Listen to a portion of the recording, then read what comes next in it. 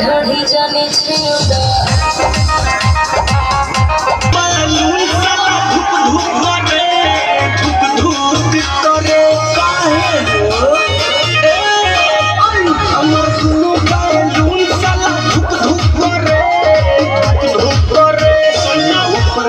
नीचे हाथ डाले पीछे पीछे जब हल्ला करी मुंह हाथ चुप चुप